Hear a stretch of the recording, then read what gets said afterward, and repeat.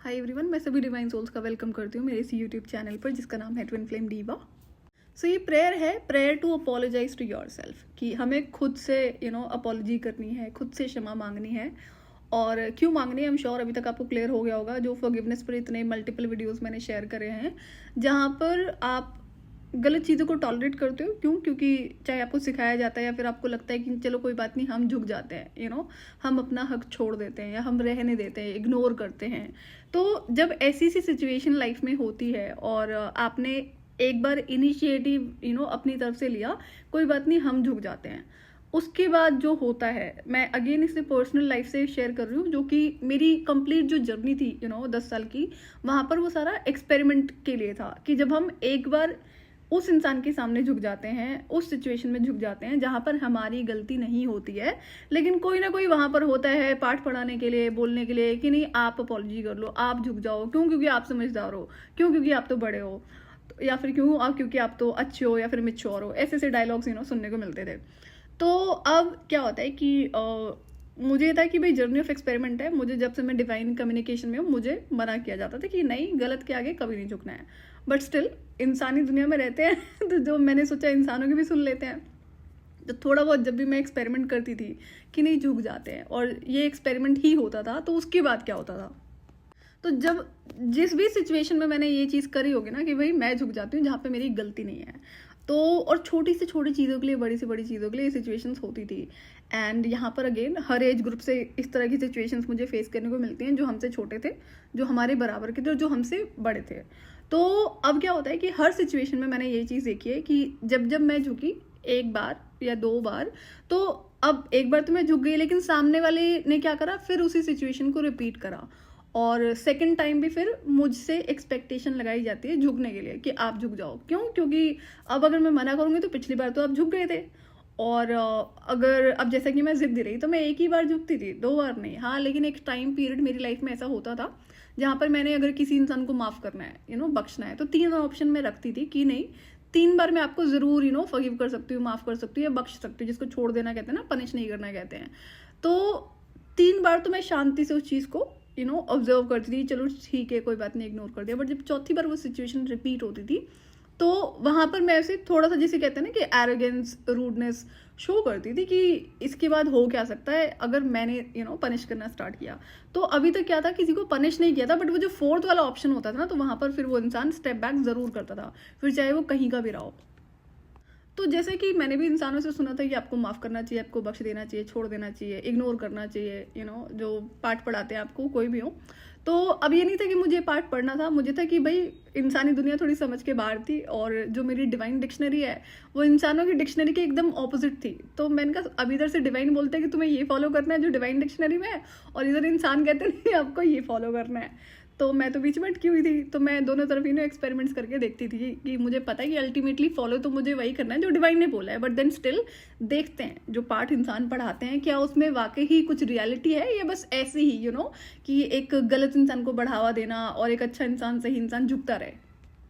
तो ये जो 3 ऑप्शन मैं रखती थी ना, एक इंसान को इग्नोर करने के, या फिर उसको बख्श देने के, फॉरगिव कर देने की, हाँ भाई कोई बात नहीं, आपने जो भी करा उसके लिए मैं आपको माफ़ करती हूँ, आप जाइए। तो उसके बाद क्या होता था कि 4th टाइम ऐसी सिचुएशन ज़रूर रिपीट होती थी कि वो इंसान फिर से उसी हरकत को करेगा, चाहे मैस्कुलिन चाहे फेमिनिन है।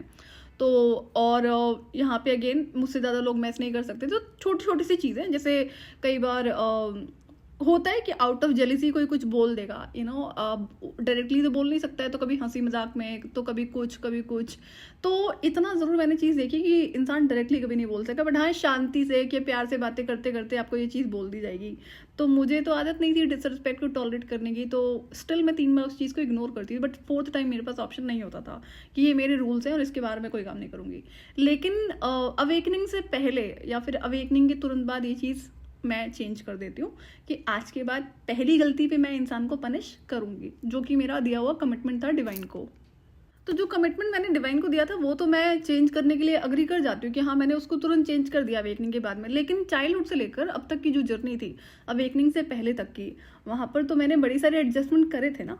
चाहे इंसान को 2 बार माफ़ कराया, 3 बार माफ़ कराया, पनिश किसी को नहीं किया था जिसकी कंप्लेंट डिवाइन की रहती थी टाइम टू टाइम। और 10 साल की जर्नी में कई बार मुझे टॉन्ट मिलते थे डिवाइन से कि तुम बख्श दोगी, हम थोड़ी बख्श देंगे, और वो मैंने उस इंसान को पनिश होते हुए देखा है डिवाइन की तरफ से। कोई बात नहीं, बट 10 साल की जर्नी में मैं ऐसा कुछ नहीं करती हूँ।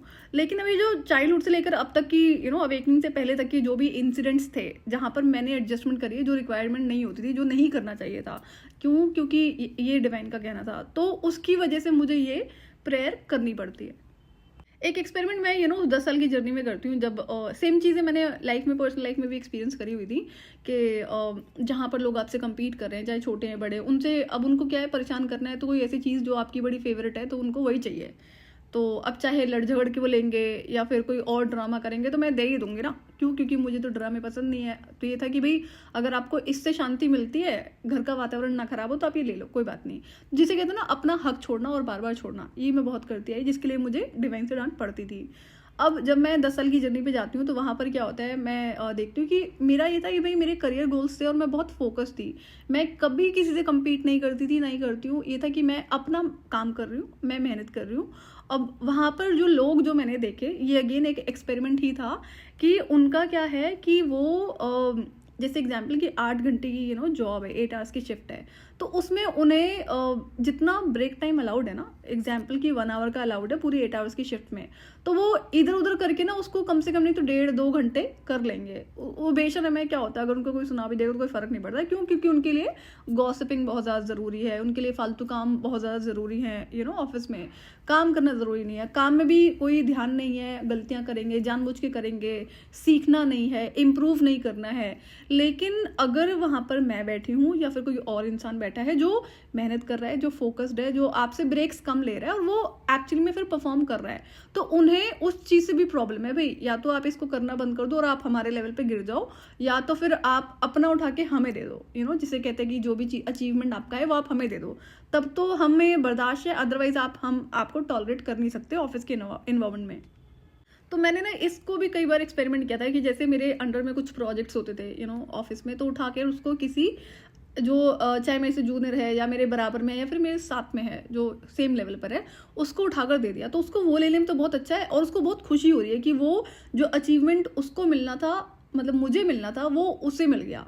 अब उसको पता है कि उठाकर मैंने दिया है एंड उसके लिए कोई अप्रिसिएशन नहीं है बाकी। और उसके बाद में इसके बाद भी क्या होता था, और फिर ये compete करना, कंपेयर करना कि उसको जो भी उसने अचीव किया है, जो भी दुनिया को दिखाने के लिए उसको हाथ में कुछ दिया गया है, वो उसकी अपनी मेहनत का है। तो ये मेरे लिए सिर्फ एक्सपेरिमेंट था। यहाँ पर मैंने मनी वाइज भी कई बार करा है। जैसे हमारे ना कई बार ऑफिस में इंसेंटिव्स होते थे कि आपने कुछ एक्स्ट्रा काम करा हुआ है ना, तो कुछ मेरा ऐसा काम होता था एचआर के अंदर ही जो मैं उठाकर टीम को दे देती थी। तो उसके लिए भी कोई कभी ना तो रिस्पेक्ट, लेकिन रिस्पेक्ट की जगह पे क्या होता है कि उसको ये प्रिटेंड करना कि भाई ये तो एक्चुअली में उसकी वजह से, और मैंने तो कुछ भी नहीं करा है।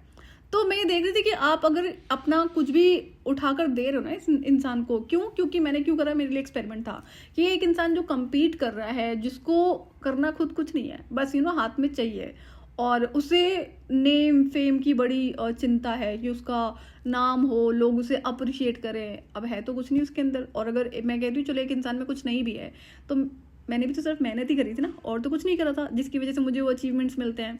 तो मैंने अपने अचीवमेंट्स कई बार मनी वाइज, कई बार और जो भी सर्टिफिकेट्स वगैरह होते हैं, ये भी इस तरह से उनको दे दिया। कई बार उनको पता नहीं चलने दिया कि मैंने ये जानबूझ कर करा है। क्योंकि मेरे लिए एक्सपेरिमेंट था कि मैं देखने में इंटरेस्टेड हूँ कि एक्चुअली में होता क्या है, कि जहाँ पर एक इंसान आपसे कम्पीट कर रहा है, तो जब वो कम्पीट नहीं कर पाता है तो वो गॉसिपिंग करेगा, डिसरिस्पेक्ट करेगा, टॉन्टिंग करेगा। ये मैंने देखा है खूब। तो मुझे था कि चलो इसको अवॉइड करने के लिए इसको मैं एक बार उठा के देखती हूँ, देखते हैं क्या होता है, इससे बंद हो जाती हैं ये चीज़ें। बट नहीं, ऐसा कुछ नहीं होता था। वो इंसान उन सारी चीज़ों को रिसीव भी कर लेता है और उसकी जो फालतू की चीज़ें होती हैं, गॉसिपिंग करना, डिसरिस्पेक्ट करना, टॉन्टिंग करना, वो कंटिन्यू रहता है। तो यहाँ से ना मैं एक चीज़ सीखती हूँ कि जो ये टेकर्स होते हैं ना, आपको बहुत ज़्यादा अलर्ट रहना पड़ेगा। ये पहले तो खुद से मांगना शुरू करेंगे, और जो मेरे अंदर आदतें होती थी ना कि हाँ भी मैं बहुत खुश हूँ और उठा के मैंने दे दिया चीज़ों को, या हेल्प करने की आदत है उठाकर दे दिया चीज़ों को, तो ये चीज़ें मैं बंद कर देती हूँ। और इसमें दोनों कैटेगरीज आती थी। जो लोग अपफ्रंटली सामान मांग लेते थे, चाहे सामान है, चाहे हेल्प है, चाहे जो मर्जी है, तो इन पर मैं कंट्रोल लगाती हूँ। तो अब आपको अपनी लाइफ में देखना है, क्या आपके अंदर ऐसी आदतें हैं जहाँ पर आपकी सराउंडिंग्स में कोई ऐसा इंसान है जो चाहता है कि आप झुको, बार बार झुको, अपने हक की चीज़ें उठाकर दे दो जो कि वो डिजर्विंग भी नहीं है। या फिर आप ऐसी सराउंडिंग्स में हो जहाँ पर आपसे कहा जाता है कि भाई आपकी गलती नहीं, फिर भी आप झुक जाओ, आप अपॉलॉजी करो, आप कोई बात नहीं, इग्नोर कर दो। तो ये क्या होता है, इससे फिर सारी आप अपनी एनर्जी बॉडी है उसको खराब कर रहे होते हो, और एनर्जी बॉडी में चीज़ें फिर ब्लॉकेजेस आपके क्रिएट होने शुरू हो जाते हैं।